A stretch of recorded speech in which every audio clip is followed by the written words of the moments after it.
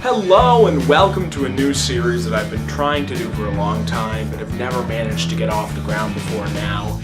Basically what this is going to be is shorter, less edited, more to the point reviews. It's just going to be my thoughts put to you in a 4 to 6 minute review.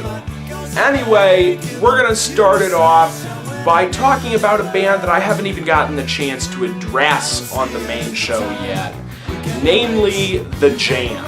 If you're from the UK, you probably know who they are already, but if you're an American, you probably don't. Today we're going to talk about their first album that really crosses into greatness in my book, 1978's All Mod Cons. For context, All Mod Cons is actually the third album to be released by The Jam. The first two both came out in 1977. And honestly, they're both pretty good, but they're very sort of basic British late 70s punk, whereas this is a little bit more than that. In any case, the first one was fairly successful and is generally regarded as one of the classics of the genre. But the second one was weaker, and there was apparently some real fear at the time that the band would split up. However, all of these fears were put to rest when this album came out in 1978, offering a fantastic blend of 1960s pop and punk rock.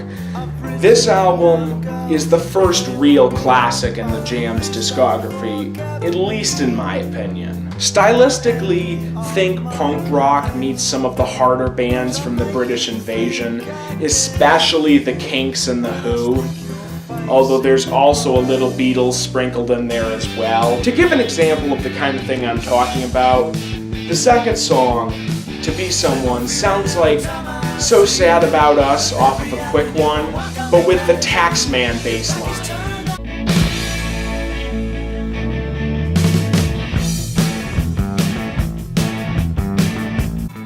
And believe me, this is far from the only time that this band used the Taxman riff in a song. Some of my favorite songs on here are Mr. Clean, which combines that sort of Kinksy, observational songwriting style with some real class anger and vitriol to make one of my all-time favorite songs by this band.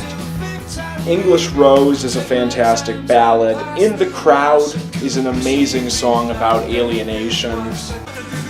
The Place I Love is a deep cut that I don't hear a lot of people saying good things about, but I will always have a special place for it in my heart because it was the first song I ever heard from this band. I also really like Fly, and of course, Down in the Tube Station at Midnight is a perennial classic, a fantastic song about a guy getting beaten and possibly killed by fascist thugs down in the train station. All Mod Cons is one of those albums that I cannot recommend highly enough. If you're a fan of OG punk rock, British Invasion music, or even Britpop, you should definitely check this out.